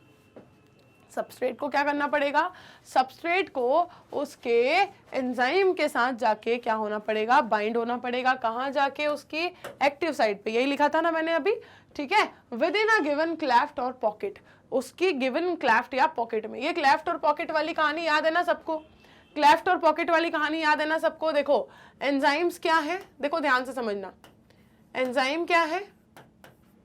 प्रोटीन्स, है ना? All enzymes are protein. सबसे पहली बात हमने यही जानी थी एंजाइम के बारे में, सबसे पहली बात हमने यही जानी थी एंजाइम के बारे में कि ऑल एंजाइम्स आर प्रोटीन्स। अब प्रोटीन्स के क्या होते हैं? Primary structure, secondary structure, tertiary structure होते हैं ना? तो बस एंजाइम के भी है।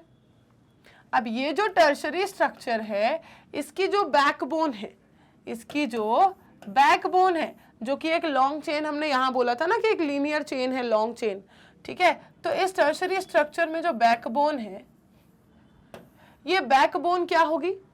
ये जो बैकबोन है, जो सिंगल चेन से पहले बन रहा था ना, सिंगल चेन थी, फिर वो क्या हुई थी? वो प्रॉपर कॉइल हुई थी हेलिकल फॉर्म में, और उसके बाद फिर सेकेंडरी, फिर टर्शरी स्ट्रक्चर बने थे उसी से। तो उसकी जो अंदर जो मेन स्ट्रक्चर है जिससे वो पूरा बना है टर्शरी, जो उसकी बैकबोन है, ये बैकबोन क्या हो गई थी?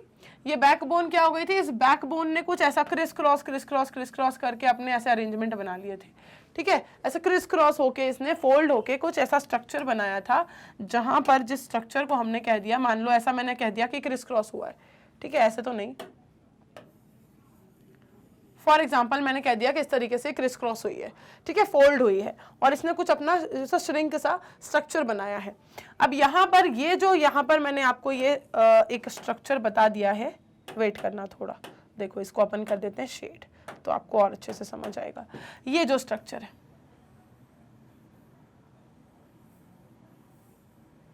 ये जो रीजन है, इसको मैं क्या कह रही हूं? ध्यान से समझना, इसे मैं क्या कह रही हूं? ये रीजन पूरा क्या है? ये है एक्टिव साइट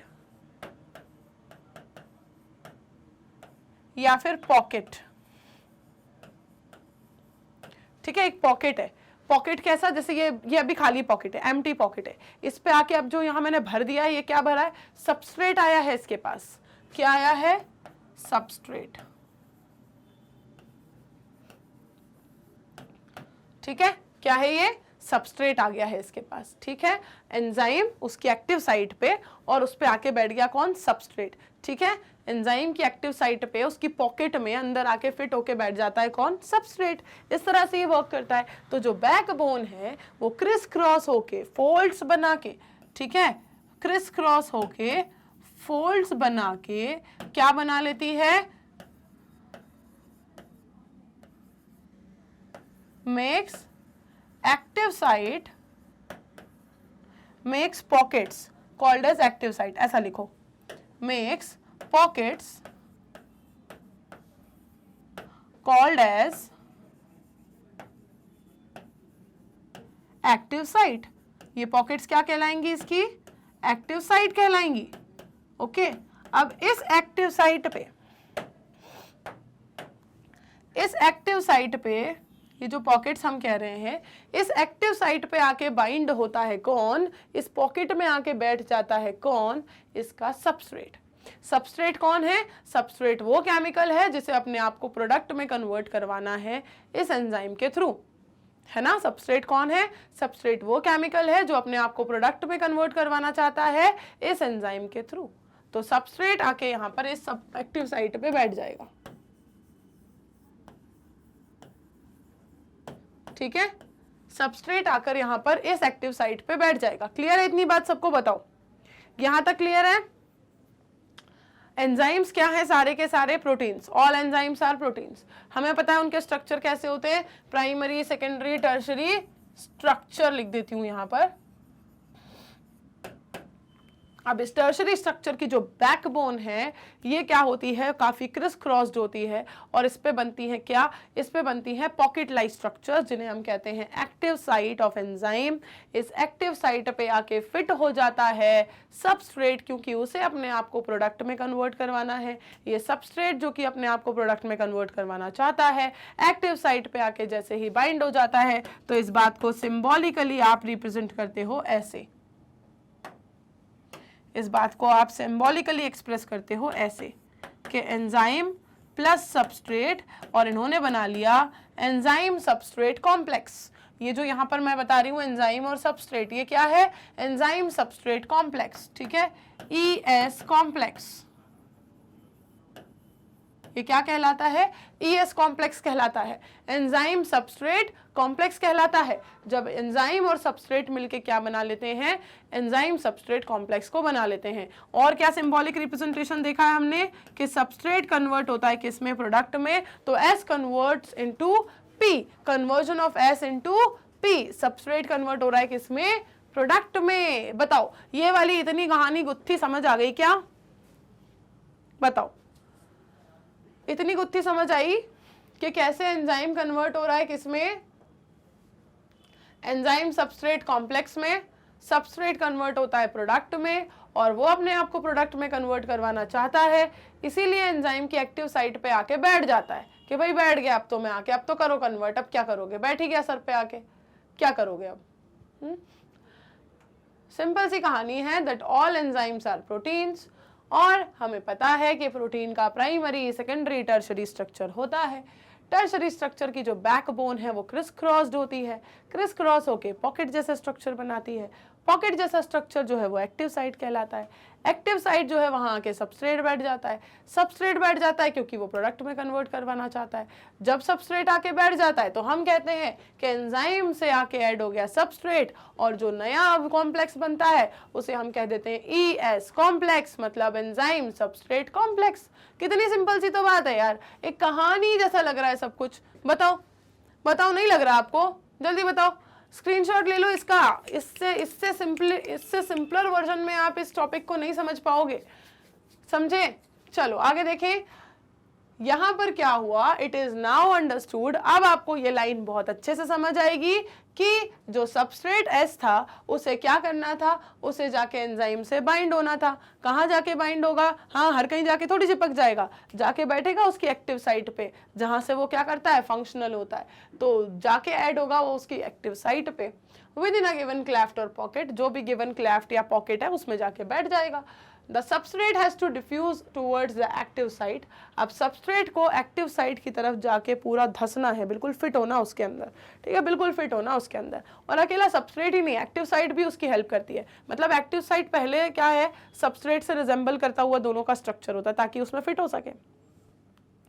सबस्ट्रेट जैसे ही आके बाइंड होता है तो एक्टिव साइट फिर उसको और टाइटली होल्ड करती है, ठीक है, थोड़ा सा अल्टर वो भी एक्टिव साइट जो है ना वो भी अपने शेप को थोड़ा सा अल्टर करती है। फॉर एग्जांपल ये एक्टिव साइट है, ठीक है, इसको अपन रख देते हैं 2 मिनट। देखो फॉर एग्जांपल ये क्या है, ये एक्टिव साइट है, ओके, ये सबस्ट्रेट है, ये सबस्ट्रेट आके इसके ऊपर क्या हो गया, बाइंड हो गया।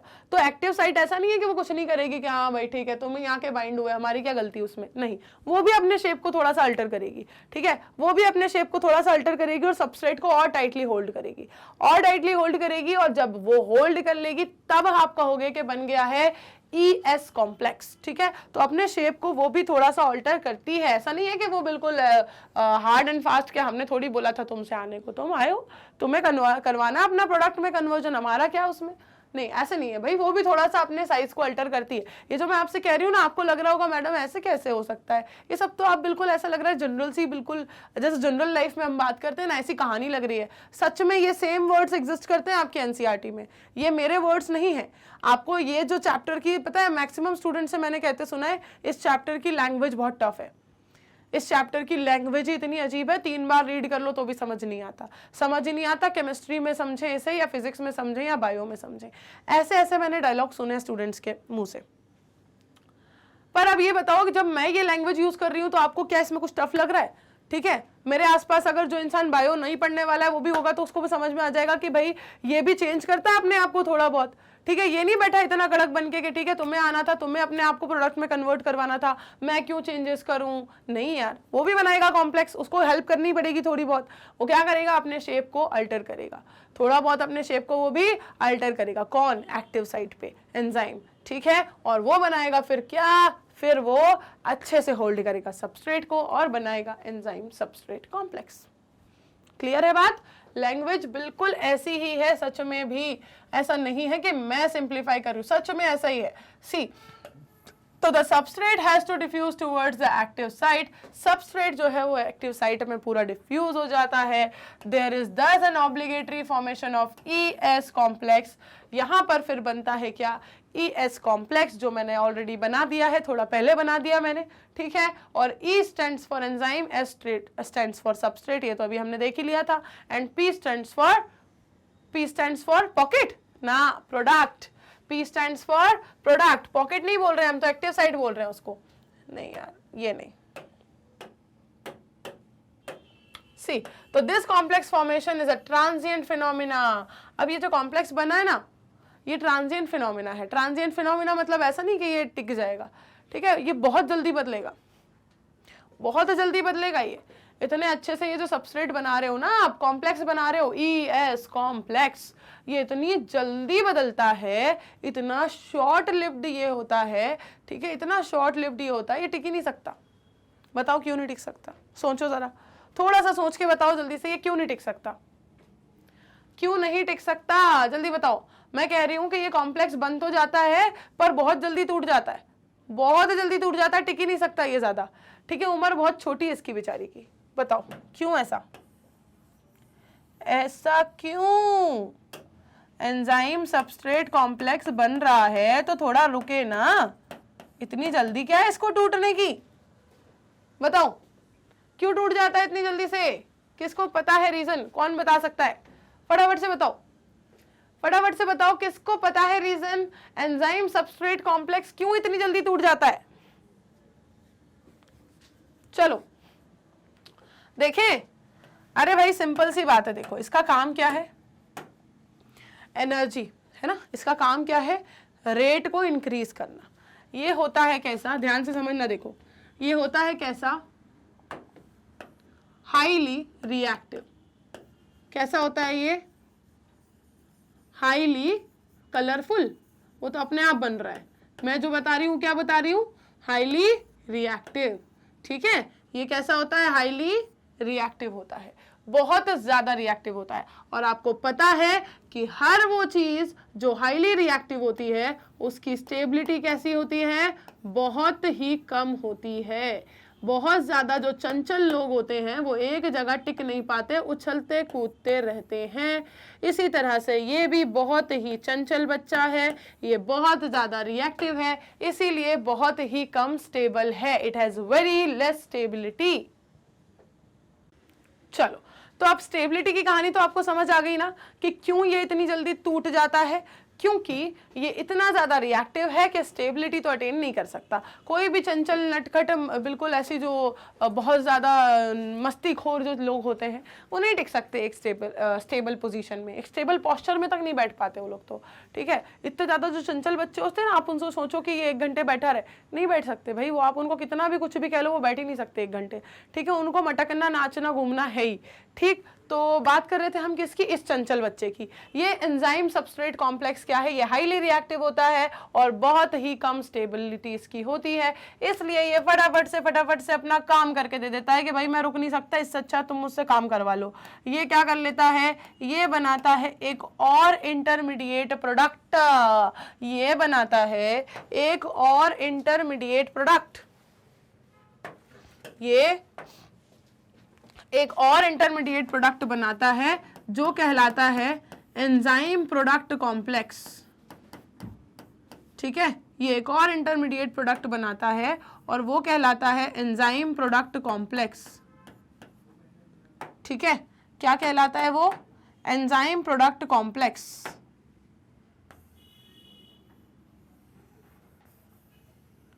ठीक। ये जो पूरा मैंने लिखा है ना, बस यही सारा खेल है, बस इतने में ही सारा खेल है एंजाइम्स का। देखो जल्दी से देखो इसको, आगे बढ़ते हैं, आगे बढ़ते हैं, जल्दी से देख लो इसको। ये जो एंजाइम और सबस्ट्रेट की कहानी है, ठीक। एंजाइम से आके सबस्ट्रेट बाइंड हुआ पॉकेट पे उसकी, सबस्ट्रेट बाइंड हुआ तो ES कॉम्प्लेक्स बना, क्योंकि हाईली रिएक्टिव है तो बहुत ही लेस स्टेबल होता है। अब बहुत लेस स्टेबल होता है तो फिर E और P का काम शुरू, मतलब एंजाइम प्रोडक्ट कॉम्प्लेक्स। एंजाइम जो है वो प्रोडक्ट में उसको तोड़ने का काम कर रहा है। अब प्रोडक्ट में तोड़ने का काम कर रहा है तो एक इंटरमीडिएट कंपाउंड बन जाता है जो कहलाता है एंजाइम प्रोडक्ट कॉम्प्लेक्स EP। अब ये एंजाइम प्रोडक्ट कॉम्प्लेक्स जैसे ही बना, फिर धीरे धीरे एंजाइम क्या करने लगता है, प्रोडक्ट्स को रिलीज करने लगता है, जो प्रोडक्ट उसने बना दिए उनको अपने से रिलीज करने लगता है, ठीक है। और फिर एंजाइम अलग, प्रोडक्ट अलग, प्रोडक्ट रिलीज हो जाते हैं। एंजाइम फिर से फ्री हो जाता है नई रिएक्शन को करने के लिए, फिर एंजाइम से आके कोई दूसरा, उसकी जो एक्टिव साइट है वो फ्री हो गई है, फिर वहां पे आके कोई दूसरा सबस्ट्रेट बाइंड हो जाएगा, फिर से ये साइकिल स्टार्ट हो जाएगी। ये पूरा साइक्लिक वे में चलेगा, पूरा साइक्लिक वे में चलेगा। समझ आई इतनी बात, क्लियर है ना यहाँ तक, साइकिल समझ आ गई? बताओ, ज्यादा क्विक तो नहीं बता दी मैंने, बताओ जल्दी जल्दी जल्दी जल्दी बताओ, ज्यादा क्विक तो नहीं बता दी मैंने, साइकिल समझ आ गई सबको। ये एंजाइम जैसे ही फ्री हुआ ना, इसकी ये पॉकेट जैसे ही वापस से खाली हुई, यहाँ से इसने प्रोडक्ट को रिलीज कर दिया तो ये पॉकेट फिर से ऐसी खाली तो फिर से आके सबस्ट्रेट इस पे दूसरा कोई बाइंड हो जाएगा, फिर शुरू साइकिल। सिंपल, सिंपल है। चलो देखो, तो ड्यूरिंग द स्टेट इसका स्क्रीनशॉट ले लेना आप लोग, ये एज इट इज आपको हेल्प करेगा समझने में। कुछ चीजें ओवरलैप कर रही हैं अगर तो यहाँ आ जाए वापस। देखो बढ़ रहे हैं आगे अपन। See, during the state where substrate is bound on the enzyme active site, वो स्टेट जब सबस्ट्रेट जो है वो जाके बाइंड होता है कहाँ पर, एंजाइम की एक्टिव साइट पे, a new structure of the substrate called transition state structure is formed। एक नया स्टेट बनता है जिसे ट्रांजिशन स्टेट स्ट्रक्चर कहते हैं। यहीं पर इसी की बात हो रही है, इससे बाहर कुछ नहीं जाएगा, साइकिल ही इतनी सी है, इसी की बात हो रही है। तो very soon after the expected bond breaking making is completed, जैसे ही आप एक्सपेक्ट कर रहे हो ना कि इनकी बॉन्ड ब्रेक होगा, क्योंकि आप कह रहे हो कि ये टिकेगा नहीं, तो इनका बॉन्ड ब्रेक होने के साथ साथ दूसरा बॉन्ड बन जाएगा, एंजाइम प्रोडक्ट कॉम्प्लेक्स बन जाएगा। किसके साथ? The product is released from the active site, और फिर प्रोडक्ट जो है वो वापस से रिलीज हो जाएगा एक्टिव साइट से। In other words the structure of substrate gets transformed into the structure of product. और आप इसे ये कह सकते हो कि स्ट्रक्चर जो है सबस्ट्रेट का वो कन्वर्ट हो जाएगा प्रोडक्ट में, सबस्ट्रेट कन्वर्ट हो जाएगा प्रोडक्ट में, और एंजाइम साइड से, एक्टिव साइड से रिलीज हो जाएगा। रिलीज हो जाएगा तो एंजाइम फिर से फालतू, रिलीज हो जाएगा तो एंजाइम फिर से फालतू, ठीक है। अब फिर उसको क्या करना है, फिर उसको चाहिए दूसरा सबस्ट्रेट जिसको वो क्या करे, कन्वर्ट करे। ओके, चलो देखें आगे। तो the pathway of this transformation must go through the so called transition state structure. लेकिन ये जो पूरा पाथवे है ना, ये इस ट्रांजिशन स्टेट स्ट्रक्चर से जरूर होके गुजरता है, ऐसा नहीं है कि डायरेक्टली कुछ हो जाए।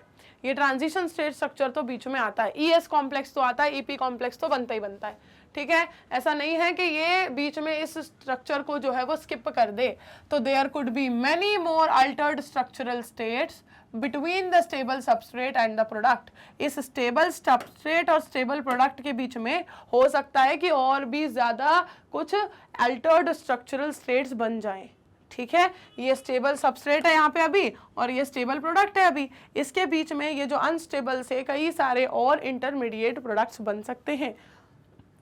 Implicit in this statement is the fact that all other intermediate structural states are unstable।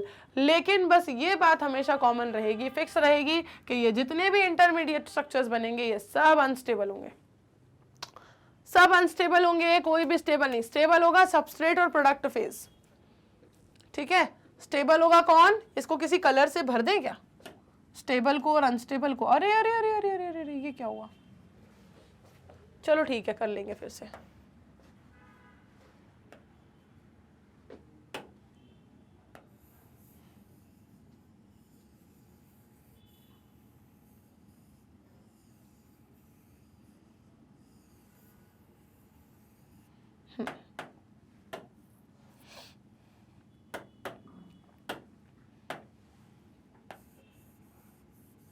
ये क्या है, स्टेबल है, ठीक है। ये दोनों स्टेबल है, नहीं यार मजा नहीं आ रहा, रहने दो रहने दो। सबस्ट्रेट और प्रोडक्ट क्या है, स्टेबल है, और बाकी बीच में जो इंटरमीडिएट बनेंगे वो सब अनस्टेबल है, ओके। तो now stability is something related to energy status of the molecule और the structure.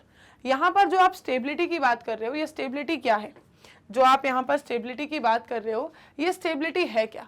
It is related to the energy status of the molecule और द स्ट्रक्चर। ये रिलेटेड है किसके, मॉलिक्यूल के एनर्जी स्टेटस और उसके स्ट्रक्चर से। अब ये एनर्जी स्टेटस क्या है, उसका स्ट्रक्चर क्या है, ये आपको यहाँ पर एक नए तरीके से समझना है। देखो, hence when we look at this pictorially through a graph it looks like something as in figure. जब आप इसे ग्राफ के थ्रू समझने जाओगे तो आपको ये इस तरह सा कुछ ग्राफ इसका मिलेगा। कैसा, the Y axis represents the potential energy content. यहाँ पर जो वाई एक्सिस है ये क्या बताएगी, पोटेंशियल एनर्जी कंटेंट को बताएगी, ठीक है। ये वाई एक्सिस और ये एक्स एक्सिस, और जो एक्स एक्सिस है वो क्या बताएगी, progression of the structural transformation और states through the transition state. जो एक्स एक्सिस है वो क्या बताएगी, progression of the structural transformation और states through the transition state, ठीक है। ये चीज आपको पता चलेगी। अब देखते हैं भाई प्रोग्रेस ऑफ रिएक्शन और पोटेंशियल एनर्जी, ठीक है। प्रोग्रेस ऑफ रिएक्शन और पोटेंशियल एनर्जी ये दोनों आपको एक्स और वाई एक्सिस पे रिप्रेजेंट किया जा रहा है। बीच में आपको ग्राफ में क्या मिल रहा है समझो। देखो ये क्या है, सबस्ट्रेट, ये किसका रीजन है, सबस्ट्रेट का, ठीक है। अब यहाँ से सबस्ट्रेट से देखो, सबसे पहले जो एक ग्राफ आपको दिखाई दे रहा है यहाँ पर, ये किस चीज को रिप्रेजेंट कर रहा है, ये देखो सबस्ट्रेट है यहाँ पर और यहाँ पर मिल रहे हैं आपको प्रोडक्ट्स। बीच में चेंजेस कहाँ आ रहे हैं, ये सबस्ट्रेट यहाँ पर प्रोडक्ट पे पहुंचने से पहले ये जितनी भी एनर्जी, ये यहाँ पर देखो, यहाँ से जितनी भी एनर्जी ये ले रहा है, ये पूरा यहाँ से यहाँ तक का वैल्यू, इसे क्या कहा हमने, एक्टिवेशन एनर्जी विद एंजाइम, ठीक है। एंजाइम के साथ जो उसको एक्टिवेशन एनर्जी लगी वो कितनी कम लगी, इस रिएक्शन को करवाने के लिए, एक्टिवेट करवाने के लिए जो एनर्जी लगी वो कितनी कम लगी, हाँ, विद एंजाइम। और विदाउट एंजाइम देखो उसे कितनी एनर्जी लग रही है, देखो देखो देखो देखो देखो, डबल से भी ऊपर जा रही है, देखो, सी दिस इज व्हाट, ये जो आपको ग्राफ दिख रहा है ये क्या रिप्रेजेंट कर रहा है, एक्टिवेशन एनर्जी विदाउट एंजाइम। बिना एंजाइम के उसको इतनी एक्टिवेशन एनर्जी लग रही है सेम रिएक्शन को होने में, सेम सबस्ट्रेट को सेम प्रोडक्ट में कन्वर्ट होने में, okay.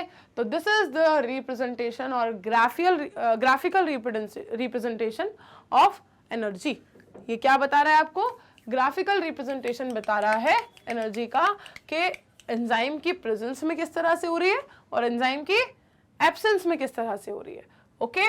y-axis represents the potential energy and x-axis represents the progression of the reaction या progress of the reaction through the transition state। चलो क्लियर है क्या, ये आगे बढ़े। चलो, जो मेन आज का कंटेंट था, जो मेन आपको समझना था, वो आपको यही समझना था कि भाई रिएक्शन किस तरह से हो रही है, केमिकल चेंजेस क्या हैं, फिजिकल चेंजेस क्या हैं, ठीक है, केमिकल चेंजेस क्या है, फिजिकल चेंजेस क्या हैं, और किस तरह से ये जो एक्शन है एंजाइम का जो कि इतनी ज़्यादा रेट को इंक्रीज कर रहा है, वो किस तरह से कर पा रहा है, ठीक है, कैसे कर रहा है, how do enzyme brings about such change. चलो एक बार ये ग्राफ देख लो, फिर बताती हूँ आगे। चलो, तो ऑलमोस्ट हमारा जो इस लेक्चर का कंटेंट था वो सब कुछ डन है, आपको समझ में सारी चीजें आ गई जो भी आपको सीखना था। कुछ थोड़ा सा थ्योरी पार्ट बचा है, उसको एक बार रीड आउट कर लेते हैं। That you would notice two things, the energy level difference between S and P. हाँ, एनर्जी लेवल डिफरेंस था, अभी हमने नोटिस किया।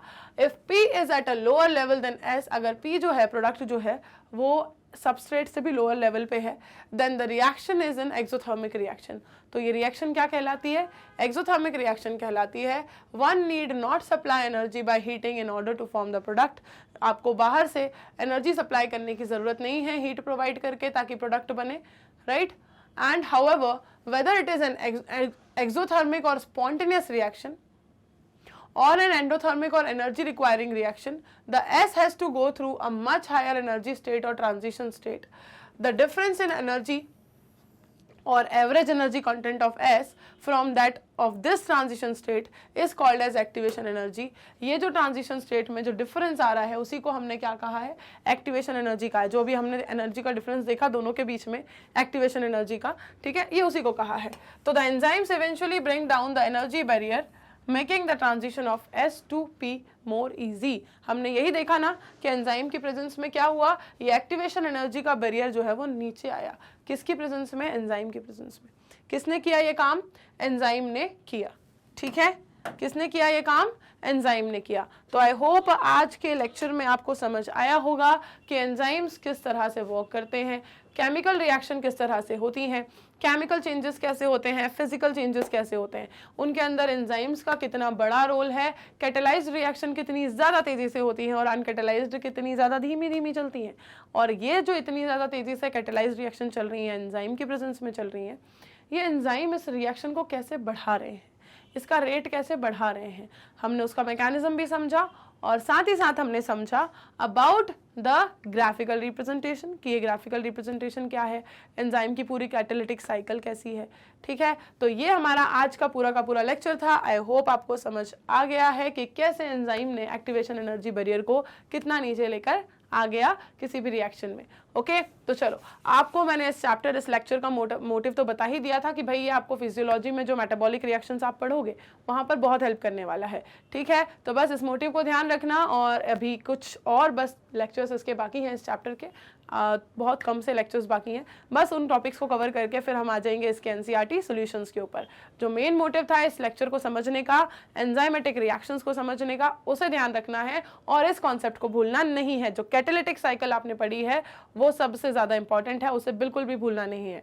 ओके, चलो तो बस आपको अब याद है कि मैडम क्या कहने वाली हैं। मैडम ये कहने वाली हैं कि अगर कोई भी लेक्चर आपका बीच में कहीं मिस आउट हुआ है या आपने अभी तक कोई भी चैप्टर मिस कर दिया है, नहीं देखा है, कंप्लीट नहीं किया है, या किसी चैप्टर के एनसीईआरटी सॉल्यूशंस नहीं किए हैं, जितने भी मैं करवा चुकी हूँ, ओके, ये यूनिट हमारी कंप्लीट हो चुकी है। इसके बाद वाला चैप्टर भी हम कर चुके हैं, cell cycle and cell division, तो चैप्टर 10 तक आपका कंप्लीट हो चुका है ऑलमोस्ट। अगर आपने वहाँ तक कंप्लीट नहीं किया है तो फटाफट से जाओ अपने फेवरेट चैनल मैग्नेट ब्रेन्स के प्लेलिस्ट सेक्शन में, आपको मिल जाएंगे मुस्कान मैम के लाइव एंड रिकॉर्डेड दोनों ही लेक्चर्स के प्लेलिस्ट। आप लाइव लेक्चर वाले प्लेलिस्ट में जाओगे तो आपको वहाँ पर चैप्टर्स मिल जाएंगे और रिकॉर्डेड लेक्चर्स वाले प्लेलिस्ट में जाओगे तो आपको रनिंग चैप्टर्स यहाँ मिल जाएंगे। ओके, हर जगह से आप कंटेंट को एक्सेस कर सकते हो, सिर्फ चैनल से ही नहीं, ऐप के थ्रू भी जो आप इजीली प्ले स्टोर से डाउनलोड कर लोगे, या फिर यूज़ कर सकते हो वेबसाइट भी विच इज़ www.magnetbrains.com। ओके, हर जगह आपको ये सारे ही कोर्सेज और फुल कोर्स कंटेंट अवेलेबल है क्लास 6 से लेके क्लास 12 तक, हर क्लास हर सब्जेक्ट। ओके, और आपको पता ही है भाई मैग्नेट ब्रेन्स आपको ये सारी क्वालिटी एजुकेशन प्रोवाइड कर रहा है फ्री ऑफ कॉस्ट। तो भाई फटाफट से जाओ और ले लो फ़ायदा। और अगर आपको पढ़ते वक्त ज़रूरत लगे कि हमें तो चाहिए ई बुक्स और ई नोट्स भी, तो आपको लिंक उसका भी मिल जाएगा डिस्क्रिप्शन बॉक्स में। ओके, चलिए मिलते हैं नेक्स्ट लेक्चर में, पढ़ेंगे क्या, बायोमोलिक्यूल्स का एक और नया topic. Till then bye bye, take care everyone.